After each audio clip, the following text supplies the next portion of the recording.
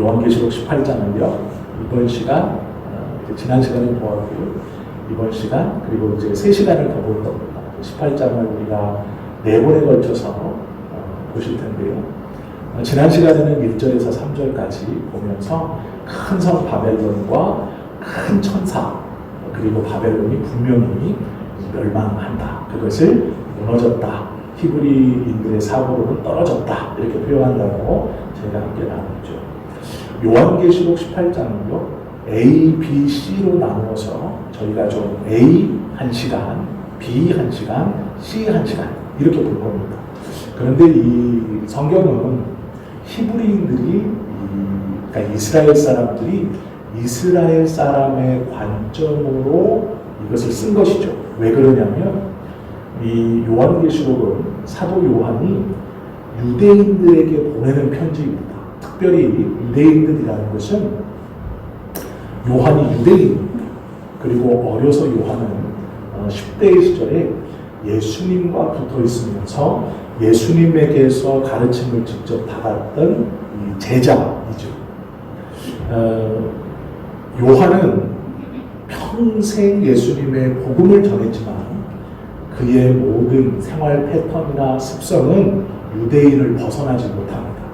그래서 요한의 글을 보면 많은 이 유대인의 베이스를 가지고 있는 성경의 저자들이 쓴 것과 같은 똑같은 패턴이 있어요.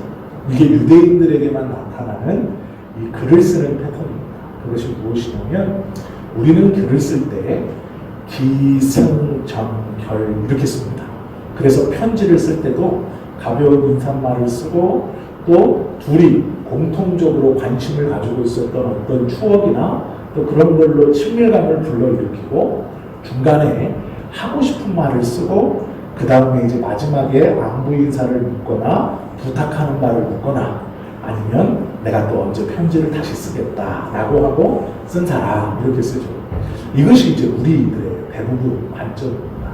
그런데 이 유대인들은 특별히 성경은 이 샌드위치를 연상케 하는 것으로 글을 쓰고 있습니다. 그게 무엇이냐면 성경의 대부분의 이 장을 보면 앞에 부분과 맨 뒤에 부분이 같은 주제이고 그리고 그 다음 부분과 맨 뒤에서 그 다음 부분이 또 같은 부분이고 가운데만 독립적으로 있는 부분들이 있어요.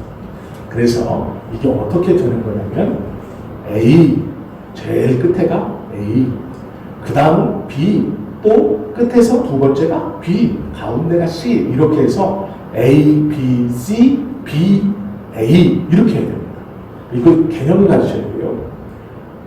28장을 5번으로 나눌 겁니다. 5챕터로 나눌 건데 A, B, C, B, A 왜 이렇게 나누냐면 1절부터 24절까지는 이렇게 나눌 거는데요. 왜 이렇게 나눌 거냐면 이 성경을 잘 이해하려면 이 성경을 쓴 요한의 글 쓰는 방법 그리고 이 요한의 글을 제일 먼저 받았던 1차 독자였던 이 요한의 글을 제일 먼저 읽었던 이 초대교회의 성도들의 패턴을 알아야 돼요. 그래야 요한이 가장 효과적으로 어떤 말씀을 하려고 하는지를 우리가 알 수 있는 거예요. 그래서 우리의 글쓰기는 A, B, C, D, E 이렇게 씁니다. 1, 2, 3, 4, 5 이렇게 쓰죠. 그런데 이 사람들은 1, 2, 3, 2, 1 이렇게 써요. 글을. 이게 무슨 얘기냐면 제가 설명을 잘 드릴게요. 28장을 나누면 1절부터 3절까지가 바벨론이 멸망한다 라는 주제입니다. 이 심판이 시작되는 이제 서막이에요. 바벨론의 멸망이 막이 오르는데 1절부터 3절까지가 바벨론이 어떻게 망하느냐 이거고요.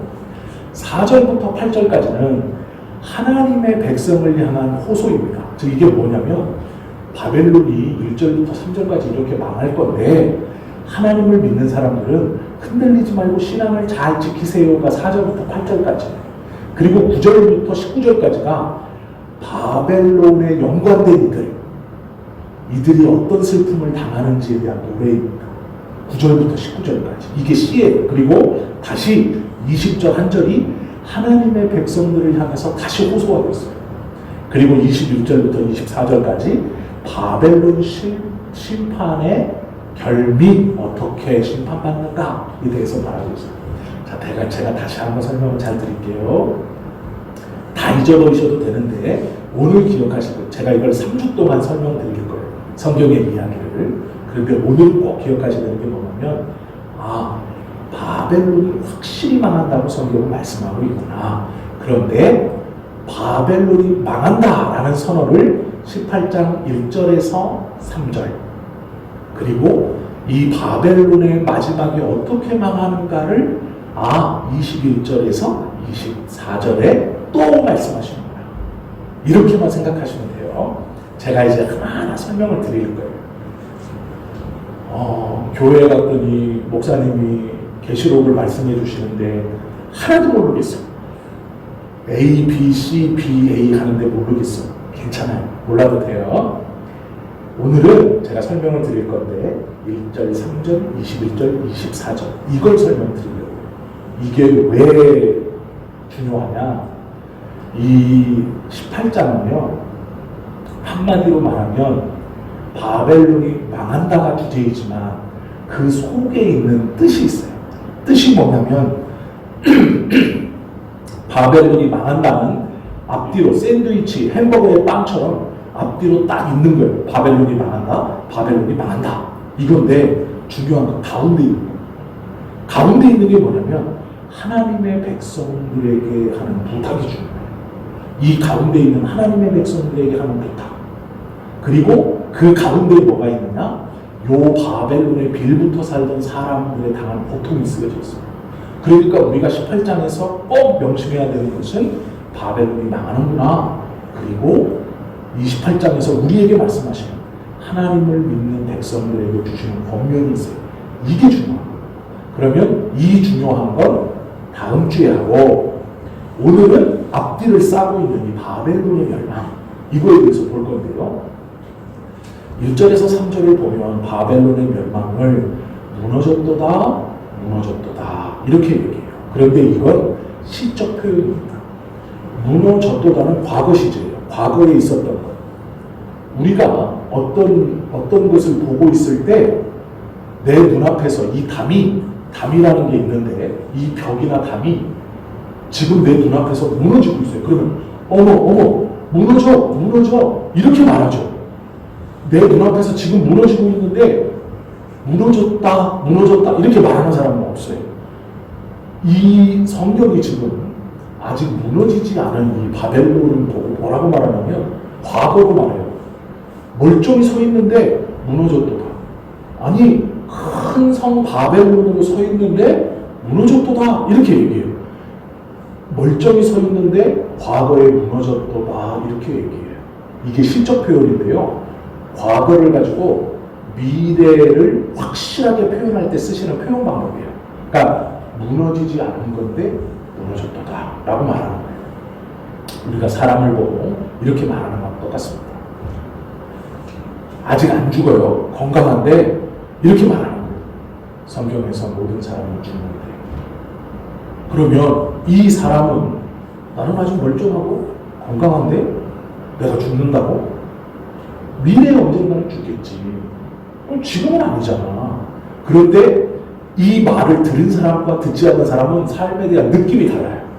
왜 그러냐면 그 전까지 자기는 죽는다는 생각을 해본 적이 없어요.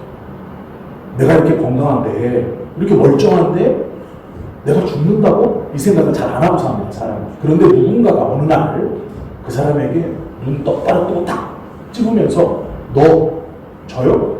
그래 너 성경에서 말하면 너는 죽어.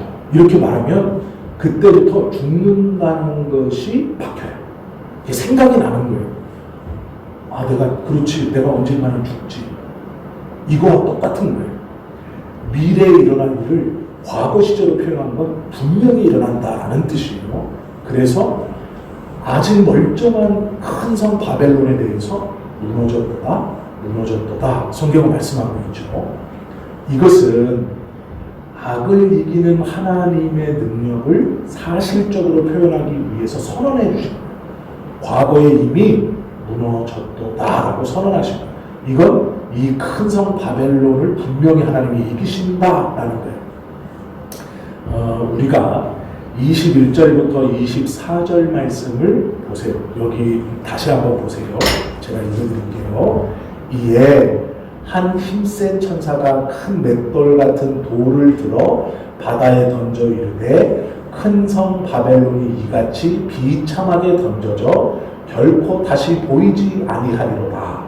또 검은 곳 타는 자와 풍류하는 자와 퉁소 부는 자와 나팔 부는 자들의 소리가 결코 다시 내 안에서 들리지 아니하고 어떠한 세공업자든지 결코 다시 내 안에서 보이지 아니하고 또 맷돌 소리가 결코 다시 내 안에서 들리지 아니하고 등불빛이 결코 다시 내 안에서 비치지 아니하고 신랑과 신부의 음성이 결코 다시 내 안에서 들리지 아니하리라.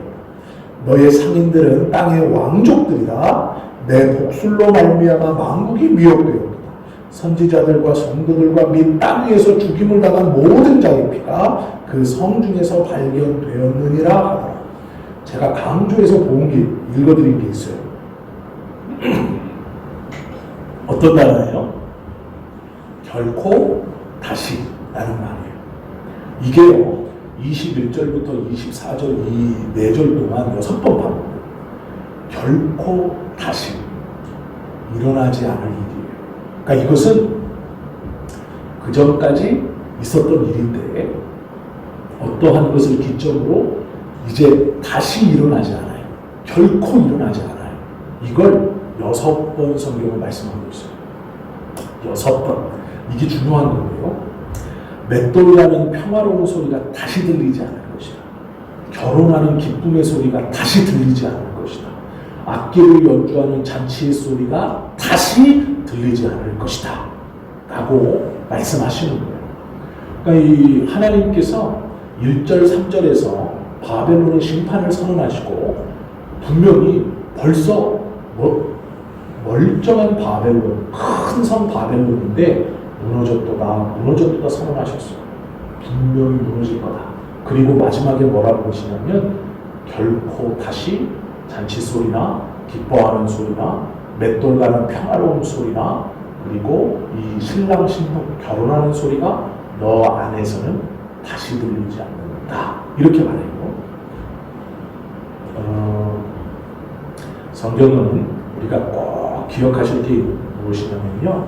성경을 읽으면서 또 성경을 우리가 하나님의 말씀으로 받고 해석하면서 꼭 기억해야 되는 게 뭐냐면 성경은 믿는 자들에게 주시는 하나님의 말씀.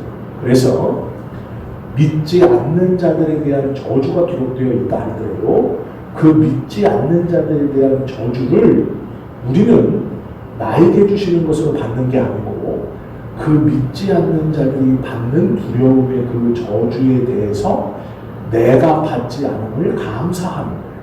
그래서 성경은요 두렵고 무서운 말씀들이 기록되어 있어요.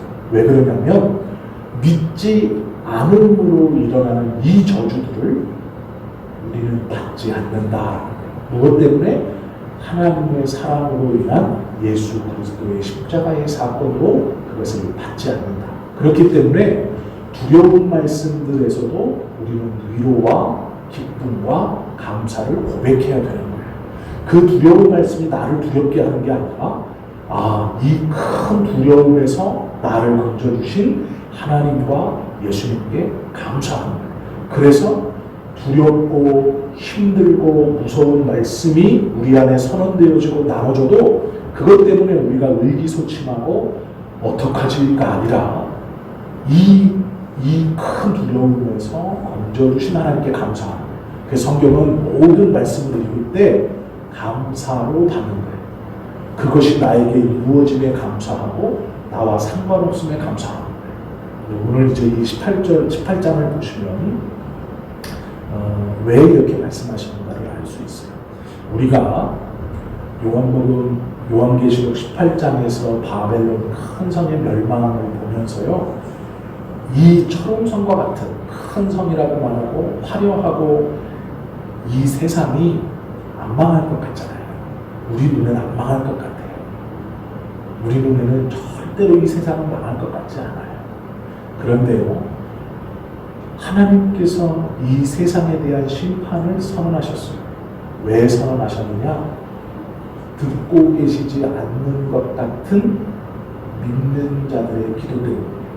그게 요한계시록 6장에 있어요. 제가 읽어드릴게요. 6장 9절에서 11절 말씀을 보면 이렇게 써 있어요. 다섯째 이를 떼실 때에 내가 보니 하나님의 말씀과 그들이 가진 증거로 말미암아 죽임을 당한 영혼들이, 이게 믿는 사람들의 영혼이에요. 하나님의 말씀과 그들이 가진 증거로 말미암아 죽었대요. 즉 이게 뭐냐면 신앙 때문에 죽은 영혼들, 이 당시 1세기에는 믿음 때문에 죽어가던 성도들이에요. 이 성도들이 죽으면서 얼마나 하나님 앞에 부르짖고 기도했겠어요. 주님 다시 오십시오. 주님 나를, 내 자녀를, 내 남편을, 내 아내를, 내 부모를 이 고통과 이 핍박에서 건져주십시오라고 얼마나 많이 기도했겠어요. 우리를 핍박하는 이 거대한 악에서 하나님 건져주십시오라고 얼마나 많이 기도했겠어요. 그러나 그들은 비참하게 죽어갔죠. 우리의 생각에는 내가 고통받을 때 하나님이 어디 계실까? 이 거대한 세상의 악이 악한 것으로 나에게 밀어붙이고, 나뿐 아니라 내 주변의 믿음의 사람들에게 밀어붙이고, 저들에게 그 커다란 악으로 큰 고통을 줄 때 하나님이 어디 계실까? 이렇게 말하죠. 그러나 성경은 이렇게 기록합니다. 죽임을 당한 영혼들이 제단 아래에 있어 큰 소리로 불러 이르되, 제단 아래에서 그 영혼들이 크게 외치고, 뭐라고 외치냐면 거룩하고 참되신 대주제여, 땅에 거하는 자들을 심판하여 우리 피를 갚아 주지 아니하시기를 어느 때까지 하시려 하나이까 하니 라고 기록되어 있습니다.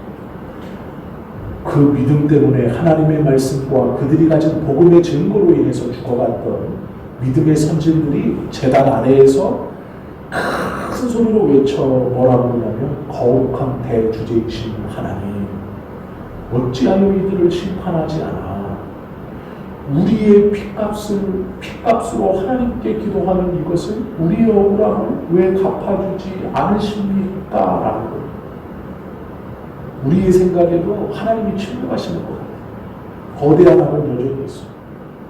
나를 핍박하고, 나뿐 아니라 하나님의 교회를 핍박하고, 믿는 자들을 핍박하고, 세상에서 유혹하면서 교묘하게 우리의 신앙을 약화시키는 것들은 여전히 있어요. 해결된 것이 아닙니다. 망하지 않을 것 같은 큰 성파래, 그것은 여전하죠. 아니 더 발전하는 것 같아요. 나이가 들수록, 삶을 살수록 기도도 안 되더라고요. 기도와도 안 되더라고요. 하나님이 그걸 안 하시더라고요. 이렇게 자꾸 얘기해요. 그러나 그렇지 않다. 어느 때까지 듣지 아니하시겠습니까? 라는 그 기도가 하나님의 때가 되매 18장에서 응답되는, 요한계시록 6장에서 부르짖었던 성도의 기도가 7장, 8장, 9장, 10장, 11장, 12장, 13장, 14장, 15장, 16장을 지나서 18장에 이르러서 하나님께서 이미 무너졌도다 선언하시는 거예요. 멀쩡한데 이미 선언하시는 거예요. 신앙은요, 오해하지 마십시오. 열심보다 인내와 버팀입니다. 신앙은 열심하는 것도 물론 중요하고 너무 귀합니다. 그러나 하나님의 뜻이 이루어질 때까지 버티는 것, 인내하는 것. 18장 1절에서 무너졌도다 외칠 때 이 무너졌도다의 원뜻은 떨어졌다는 뜻이에요. 떨어졌다. 어떤 곳에 있다가 떨어진 거예요. 이걸 무너졌다라고 표현하거든요. 떨어졌다. 그러면 뭐에서 떨어졌을까요? 신앙이 인내와 버틴다는 것은 이곳에 붙어 있는 거예요. 이게 열심보다 더 중요한 게 뭐냐면 버팀. 신앙은 인내하는 거죠. 언제까지요? 하나님의 뜻이 이루어질 때까지. 그때까지 버티는 것이 인내와 믿음. 이것을 언제까지? 인자가 다시 올 때까지. 예수님이 다시 오실 때까지. 버티는 게 신앙. 이것이 믿음이에요. 요한계시록 13장 10절에 보면 마음 아프지만 이렇게 말해요. 사로잡힐 자는 사로잡혀 갈 것이요.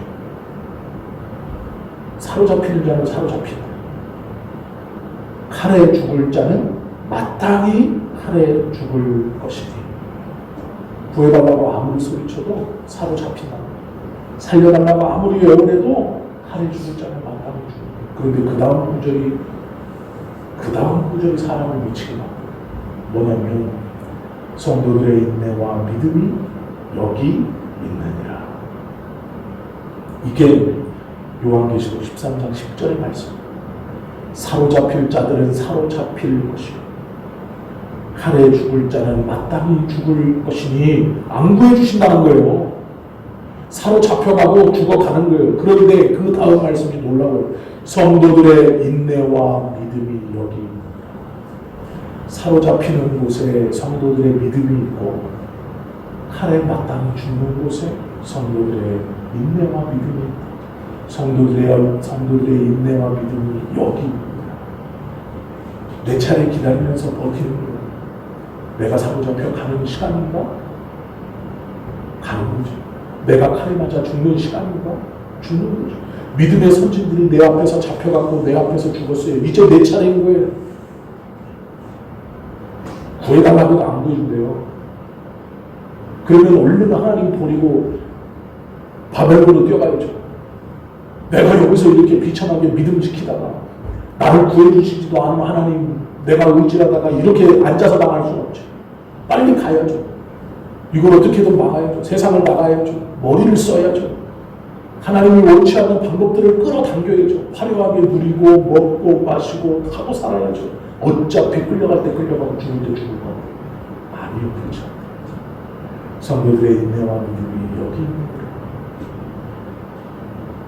잡혀가는 것에 있고 칼에 맞아 죽는 것에 있대요. 그것이 인내와 믿음이에요. 계시록에서는요 승리를 우리에게 선언해 주시는데 그 승리가 우리 안에 이루어질 때까지 주님이 오시면 승리하는데 그 승리가 이루어질 때까지 우리에게 원하시는 게 뭐냐? 인내와 믿음. 버티고 서 있는 겁니다. 신앙이라는 것은 하나님이 시시비비를 가려주실 것을 기대하고 열심보다 버텨가는 거예요. 지켜가는 거예요. 믿음은 하나님의 때를 기다리며 누가 더 끝까지 인내하는가의 싸움이에요. 나의 믿음이 좋다라는 것은 하나님께서 해결해 주실 때까지 버텨가는 거예요. 누가 더 잘 버티느냐? 누가 더 그 자리에 있느냐? 누가복음 18장에 보면요 불의한 재판관이 나와요.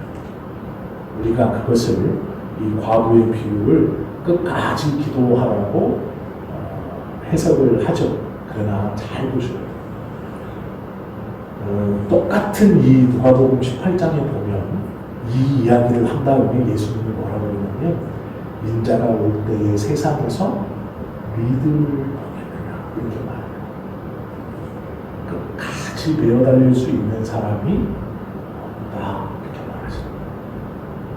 이 과부처럼요 자신의 뜻을 이룰 때까지 끝까지 붙들 사람이 없다. 그러나 기억해요. 하나님은 그 기도를 기억하신다. 듣지 않는 것 같은 그 기도, 성도의 부르짖음을 기억하시고 심판하시기 시작하신다. 우리가요 하나님에 대한 믿음을 확실히 갖기 위해서 깨달아야 되는 게 있어요. 그게 뭐냐면 이 바벨론의 정체, 겉으로 보여지는 화려함과 함께 그 내부에 어떤 모습이 있는가를 확인하면 돼요. 성경은 바벨론을 가리켜 무너진다라고 선언했는데 우리들의 보기에 세상은요 이 악은 영원할 거다. 너무 견고한 선. 그러나 현실에 들어가는 바벨론의 힘 공룡처럼 크죠. 우리가 이길 수 없을 것 같죠. 그렇지 않아요. 그래서 우리는 때로 바벨론에 붙어 사는 게 현명하다고 생각해요. 적당히 머리 쓰고 타협하고 적당히 신앙도 적당히 세상에 누리는 것도 세상의 타협도 적당히. 왜요? 이 세상이 끝나지 않을 것 같아요. 우리 민족은요 놀라운 경험을 한 적이 있어요. 좋은 일은 아니지만 참 죄송한 일입니다. 우리는 일본에게 나라를 빼앗겨서 나라가 없어졌던 적이 있죠. 약 40년 넘게. 보통 한 세대를 30년으로 봅니다. 그러면 일본이 우리나라에 들어와서 자신의 마음대로 한 기간이 40년이면 한 세대가 넘었다는 거예요. 우리가 소위 말하는 친일파들이 있어요. 지금은 많이 돌아가셨지만 그 친일파의 후손들이 아직도 있죠. 그런데 이 친일파를 연구하는 사람들 그리고 그 사람들 중에도 똑똑한 사람들이 많아요. 이 사람들이 쓴 글을 보면 자신이 친일을 한 이유가 써 있어요. 왜 친일을 했을까요? 일본은 나간다고 생각을 안 했어요. 처음에 일본이 우리나라에 왔어요. 전쟁을 하네요. 우리나라 사람들은요 일본이 곧 망할 줄 알았어요. 왜냐하면 조선 내내 일본 무시했거든요. 저 섬나라 저 키도 작은 애들이 뭘 그래 지금은 잠깐 이럴 수 있지. 근데 우리나라가 어떤 나라인데 5,000년을 이어온 나라인데 금방 몰아내지. 그런데 몇 년이 지나니까 저 중국하고 전쟁했는데 중국을 몰아내고 만주에다 나라를 세워요. 우리 위쪽에다가. 우리는 산맥이 바다고 위만 육지인데 그 위에다가 나라를 하나 더 세워서 우리 모자를 우리 머리를 막고 있는 거예요. 그러면 안에 있는 사람들은 그 얘기를 듣고 일본이 망할 줄 알았는데 안 망하네. 일본은 전쟁에서 계속 이겨요. 필리핀 이런 전쟁에서 계속 이기죠. 만주국은 강력해지죠. 우리나라는 일본이 이제 뭐 언어도 그렇고 해서 지배한 지 벌써 10년, 20년 돼가면서 한국말, 일본말 쓰는 사람이 나오죠. 학교 갔더니 교사가 칼차고 일본어 가르치죠. 그게 10년, 20년, 30년 되니까요. 우리나라 사람들의 머릿속에 일본은 나간다는 생각을 안 해봤어요. 그래서 처음에 일본이 망할 거라 기대하고 저항하던 사람들이 돌아서요. 친일파들이 대부분 그래요. 처음엔 저항하다가 나중에 돌아서요. 왜요? 망한다는 생각이 안 들거든요. 아니 일본이 영원할 건데 그럼 일본 편에 서서 살아야죠. 그러면 누가 그 일본에 거부하고 누가 어떤 사람이 그 정책에 반대하고 그럴까요? 일본이 망한다고 믿는 사람만 거부합니다. 일본이 망한다고 믿는 사람만 동기부여하는 거예요. 일본이 망할 거라고 믿고 있는 사람만 저항하는 거예요. 안 망하는데 무슨 저항을 해요? 거기서 맞춰서 살아야죠. 일본의 세상인데 우리나라는 그거는 배웠죠. 그리고 놀랍게도 해방을 맞춰요. 그때 이 글들이 보면 대부분 다 그래요. 망하지 않을 것 같은 일본이 망한다. 평생 일본에게 붙어서 잘 먹고 잘 살 거라고 생각했던 사람들이 해방을 맞으면서 변절자라는 소리를 듣고 손가락질을 받고 근데 그 사람들은 그래요. 나는 망할 줄 몰랐어요. 아니 내 나라는 망했고 새로운 나라가 망하지 않을 것 같아서 그 새로운 나라에 적응해서 살았는데 내가 무슨 잘못이야. 이렇게 얘기합니다. 우리는 그런 경험을 했죠. 이 경험이요 더 극해요. 망하지 않을 것 같은 세상, 망하지 않을 것 같은 바람. 누가 저항할 수 있습니까? 망한다고 믿는 자만 저항합니다. 일본이 망한다고 믿는 자가 저항한 것처럼 이 바벨론, 이 세상이 망한다고 믿는 사람만 저항하는 거예요. 망한다고 믿는 사람만 하나님 말씀을 붙들고 그래 망할 거야 라고 거부하는 거예요. 저항하는 사람이 누구예요? 바벨론이 망한다고 믿는 사람이죠. 이제 하나님의 나라가 이루어진다고 믿는 사람들은 저항하는 거예요.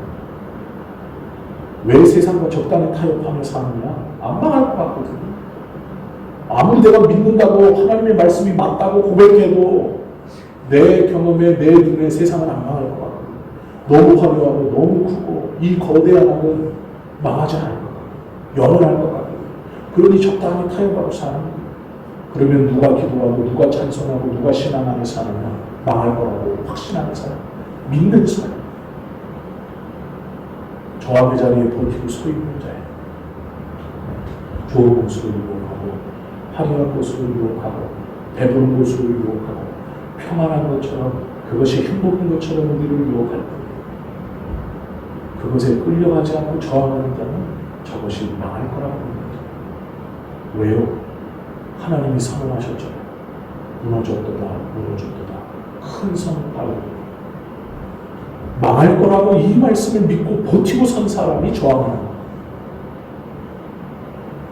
망할 거라고 생각하지 못하는 걸 딸려나가는 적당하게 살아요. 우리가 하나님 앞에 말씀을 듣는 이유는 하나님의 나라가 영원하고 이 죄악된 나라가 망할 거라는 확신을 갖기 위해서 우리의 믿음이 어디 있어요? 세상에서의 성공에 있는 게 아니에요. 끌려갈 자는 끌려가고 칼에 맞아 죽는다는 마땅히 칼에 맞아 죽는 그 자리에 버티고 서 있는 것이 성도의 인내와 믿음이 여기 있습니다. 18장은 이 바벨론의 망함을 선언하고 있는 것입니다. 안에 들어가면 바벨론의 실상이 보이죠. 무너질 성이 아니라 무너진 성으로 보이는 거예요. 아직은 건재해서 우리가 저거는 곧 무너질 성입니다 라는 게 아니에요. 이것도 좋은 신앙이지만 저건 이제 곧 무너질 성입니다 뿐만 아니라 하나 더 갖고 있어요. 그게 뭐냐면 이미 무너진 성입니다. 왜요? 하나님이 선언하셨기 때문에. 이것이 믿음이 무너질 성이면서 무너진 성입니다 할 때 저항하고 버티고 서는. 왜요? 곧 망할 거잖아요. 내가 조금만 버티면 돼. 내가 조금만 인내하면 우리 주님이 이제 곧 오실 거예요. 아, 바벨론이 무너졌구나. 그때 버티는 거예요. 18장 1절을 우리가 함께 읽는 순간 무너졌도다 무너졌도다 라는 말을 듣는 순간 우리의 마음에서 바벨론이 무너졌구나, 무너질 성이면서 무너진 성이구나 할 때 기뻐하며 버티고 서는 이제 곧 주님이 오시는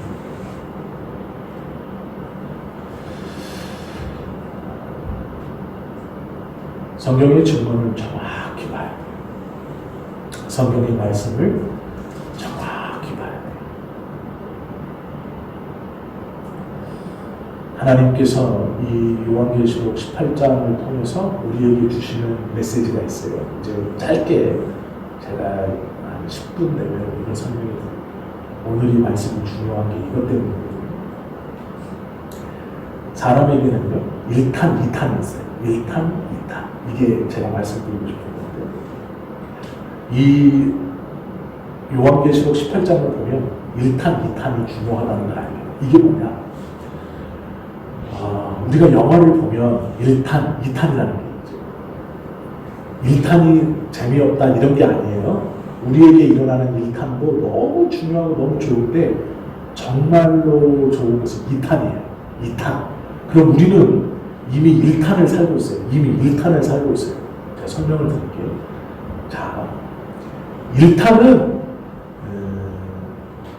기적을 우리가 이미 맛봤어요. 구원을 맛봤어요. 그럼 2탄은 뭐예요? 그 기적을 계속 연결시켜가는 게 2탄이에요. 1탄에서 기적을 맛봤어요. 그래서 세 사람이 되는데 2탄은 그 기적을 연결시켜가는 건데, 성공해서 감동으로 나아가는 거예요. 제가 이게 이해가 잘 안 되시니까 성경에서 제가 예를 들게요. 누가복음 10장의 이야기를 보면 1탄과 2탄으로 나누죠. 어떤 일이 보이냐면 예수님이 제자들이요 2명, 70명을 둘 나눠가지고 동네 사방으로 보내요. 그러면서 뭐라 그러냐면 아픈 자가 있거든 예수의 이름으로 병을 고쳐주고, 귀신 들린 자가 있거든 예수의 이름으로 귀신을 쫓아주고. 그래서 이 70명이 둘둘 짝져가지고 고울로 쫙 흩어집니다. 그리고 나서 이들이 돌아와서 이렇게 얘기해요. 70인이 기뻐하며 돌아와 이르되 주여 주의 이름이면 귀신들도 우리에게 항복하더이다. 예수께서 이 말을 듣고요, 뭐라고 말씀하시냐면, 예수께서 이르시되 사탄이 하늘로부터 번개같이 떨어지는 것을 내가 보았다. 급해요 지금 사탄이. 왜요? 자기의 나라가 초토화되고 있어요. 그러니까 급해요. 그런데 이것이 이 17절부터 18절까지 말씀이거든요. 이게 1탄이에요. 70명의 제자들이 예수의 이름으로 병 고치고 귀신 쫓고. 놀라운 일이잖아요. 이 경험을 통해서 그들이 예수님의 이름에 대한 능력을 체험하고 경험하고 기쁨으로 돌아왔어요. 이게 1탄. 이것만 해도 대단한 거죠. 그런데 예수님이 2탄. 정말 기뻐하는 게 있어요. 그게 뭐냐면, 귀신들이 너희에게 항복하는 것으로 기뻐하지 말고, 이게 2탄입니다. 너희의 이름이 하늘에 기록된 것으로 기뻐하라 하십니다. 이게 2탄. 1탄의 삶은 뭐냐면 예수님의 이름을 경험하는 거예요. 귀신도 쫓고 병도 고치고 기쁘고 감사하고 즐거워서 예수님께 돌아와서 막 자랑해요. 그러니까 예수님이 뭐라 그래요? 2탄이 있다. 더 기뻐할 것이 있다. 그것이 중요하지 않다는 게 아니에요. 그거 중요해요. 있어야 돼요. 그러나 진짜 중요한 거, 진짜 기뻐할 거 뭐냐? 너희의 이름이 하늘의 생명책에 기록돼. 이게 2탄이죠. 이게 진짜 기뻐. 우리가 버티고 서 있는 것만이 아니에요. 그 약속이 우리 안에 이루어지는 게 2탄입니다. 70명의 사람들에게는 어마어마한 일이 일어났죠. 어마어마한 경험을 했죠. 이게 1탄이에요. 놀라운 삶, 성공의 삶, 집중의 삶. 그럴 때 더 큰 놀라움은 예수님이 말씀하셨어요. 그것으로 기뻐할 것이 아니라 너희의 이름이 하늘의 생명책에 기록된 것으로 기뻐할 것이다. 이게 1탄. 이게 우리가 살아가야 되는 삶입니다. 성경은요, 이런 얘기가 하나 더 있어요. 사도행전에 보면 바울과 신라가 복음을 전하다가 잡혀서 감옥에 갔어요. 이제 갇혀 있어요. 지금 감옥이라고 생각하시면 안 돼요. 옛날 감옥은 그냥 땅 속에다가 이렇게 굴처럼 파놓고 그냥 이렇게 방만 해놓고 문만 달아가지고요. 뭐 불도 없고 캄캄해요. 중간중간 횃불만 없으면 그냥 땅 속에 있는 거예요. 아무것도 안 보여요. 햇빛도 들어오지 않아요. 그런 데다가 가둬놓은 거예요. 바울과 신라가 잡혀 들어갔어요. 갇혀 있어요. 근데 바울과 신라가 거기서 찬송하고 기도해요. 놀라운 일이 벌어져요. 옥문이 열려요. 이게 1탄이에요. 옥문이 열려요. 이게 얼마나 놀라운 경험이에요. 기도하고 찬송했더니 옥문이 활짝 열려버렸어요. 사도행전 16장 말씀 보면 이런 말이 있어요. 한밤중에 바울과 신라가 기도하고 하나님을 찬송하며 죄수들이 듣더라. 이에 갑자기 큰 지진이 나서 옥토가 움직이고 문이 곧 다 열리며 모든 사람의 매인 것이 다 벗어진다. 이게 1탄이에요. 옥에 갇혔는데 찬송하니까 옥문이 싹 다 열리고 잡고 있던 자가 다 풀려버렸어요. 얼마나 놀라운 사회예요. 이게 1탄인데 바울은 2탄을 살아요. 2탄을 써내요. 2탄을 보여줘요. 그게 뭐예요? 그 다음 말이죠. 간수가 자다갔기에 옥문들이 열린 것을 보고 죄수들이 도망한 줄 생각하고 칼을 빼어 자결하라. 1탄의 삶이 놀랍죠? 간수가 보니까 옥문이 다 열려있어요. 죄수들 다 도망가고 칼 빼갖고 죽으려고 그러니까 2탄의 삶을 살아요. 바울이 크게 소리질러 이르되 내 몸을 상하게 하지 말라. 우리가 다 여기. 이게 2탄이에요. 믿는 자가 살아야 되는 삶이에요. 도망가는 게 2탄이 아니고 하나님의 역사가 일어난 그곳에서 하나님의 뜻, 하나님의 역사가 일어나는데 간수가 죽어요. 이게 어떻게 하나님의 역사예요? 버티고 서 있는 거예요. 그 버티고 있는 우리가 다 여기 있노라. 그 뒤에 무슨 일이 벌어져요? 간수와 그의 가족들이 복음으로 인하여 구원받아. 이게 이탄이에요. 계시록을 통해 우리에게 말씀하시는 삶은 이거예요. 큰 성 바벨론 무너질 거다. 무너질 거니 저항해라. 영원하지 않다. 너희는 저항해라. 그러나 저항만 해서 사는 삶이 아니야. 하나님의 나라가 이루어지는 것을 누리면서 하나님의 나라는요, 이 땅에서 패잔병처럼 살다가 고개 푹 숙이고 들어가 기뻐하는 나라가 아니에요. 이 땅에서도 고개 팍 들고 승리자처럼 살다가 당당하게 들어가는 게 하나님의 나라. 예수님은 이미 우리에게 일탄을 주셨어요. 우리가 살아가는 건 일탄의 만족이 아니야. 너무 귀하지만 이탄. 우리가 다 여기 있구나. 버티는, 그리고 나를 통해 구원을 이루어 가실 그 하나님을 기대하고 쓰임받는, 그것이 하나님이 우리에게 첫 번째의 은혜를 주시는, 우리에게 구원을 주시는,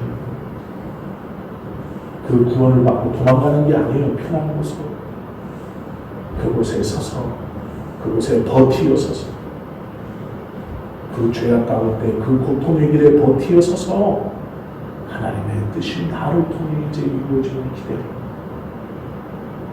귀신 쫓고 병 고치는 게 기뻐할 것이 맞지만 그것만이 아니라 하늘의 생명책에 이름이 기록된 것으로 기뻐해야 하는 이 1탄, 2탄의 삶처럼 찬송하니 옥문이 열리고 창고가 풀린 것으로 기뻐해야 하는 건 맞지만 그 자리에 버티고 서서 하나님이 나를 통해 간수와 그의 가족들을 구원하실 것을 이루어내는 삶, 우리의 삶이 그런 삶.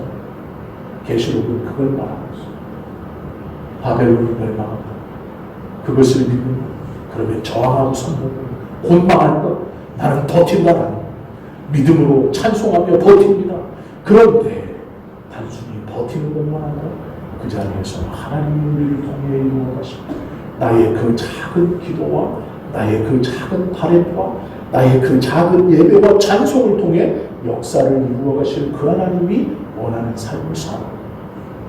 버티고 서는 것만이 아니라 버티는 것도 대단하지만 그것만이 아니라 하나님이 나를 통해 이루어 주시는 이 뒤의 삶을 살아가는 것입니다.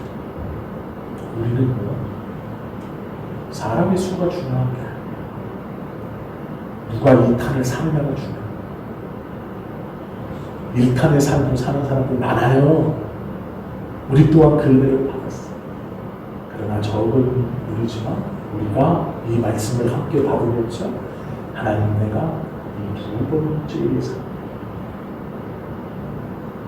구원의 은혜를 경험했고 이제 이 자리에 버티고 있어서 이 큰 악인 성인 바벨론이 망한다는 것을 내가 저항하며 버티고 서겠습니다. 그것뿐만 아니라 나를 통해 이루어 가실 하나님의 비전, 하나님께서 역사하심을 붙들겠습니다. 하는 옥문이 열려도 그 자리에 가만히 서서 간수의 죽음을 방관치 않는 것, 우리가 다 여기 있구나 라고 말하며 그 간수의 가족을 구원하는 것, 그것이 우리가 해야 하는 것. 이 금요일 저녁에 나와서 말씀을 나누고 기도하는 우리가 마땅히 해야 하는 거죠. 이 귀한 은혜의 삶을 사시는 권사님들 또 제가 될 수 있기를 예수님의 이름으로 축원합니다. 기도로 드립니다.